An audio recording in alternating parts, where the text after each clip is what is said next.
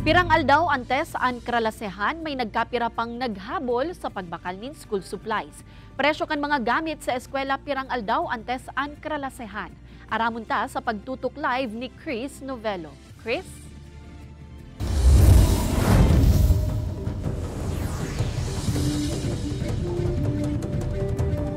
Kate, sa Lunes na Hulyo 29 ang pagbaralikan sa eskwela kan mga public schools.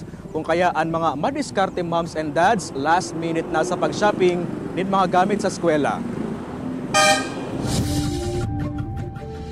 Gikan sa Pamplona, Camarines Sur sa Merkado Publiko kan Siyudad Dinaga, nagdayo si Early ni Pumusayno para magbakal ng school uniform sin mga gamit sa eskwela kan sa iyang apat na aki.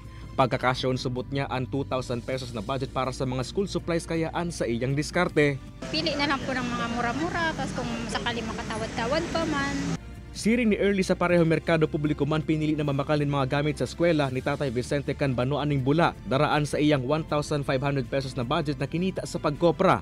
Dikit sa na notebook an sa iyang babakalon hulit na mapapakinabangan pa man subuot ang mga notebook na dain naubos ang pahina kan nakaaging school year. Duwang high school, tulong elementary. Titipid ko nga ni. Tipid lang ta. Siyempre, kulang po ang hanap buhay. Nagkukupra lang, barato nga ng kupra. Pirasa na sina Vicente as in Early sa mga magulang na naghabol sa pagbakal ng school supplies para sa pagpupuon kan klase sa Lunes. Sa Naga City People's Mall, malay may pasubot ang bentahan kan mga school supplies maski sa Lunes na ang pagpuon kan kralasihan. Katakot kay ini, nageras nin tips ang DTI sa mga magurang na last minute shopping. Enot ang pag-check sa mobile app kan ahensya nga ning mahiling ang mga tindahan na nag-opresir nin pinakabaratong school supplies. Dapat pansubot na aprobit sa RAD ang mga promos o discount kan mga tindahan. Asin, importante man ang pagkumpara kan presyo asing iba pa. Para po nababakalta lang kung ano ang tama, dahil kita ulit-ulit, mayong nasasayang ng mga produkto, and by doing that, mas na-maximize sa kung ano talaga itong dapat nagamit ng mga school supplies para sa mga estudyante.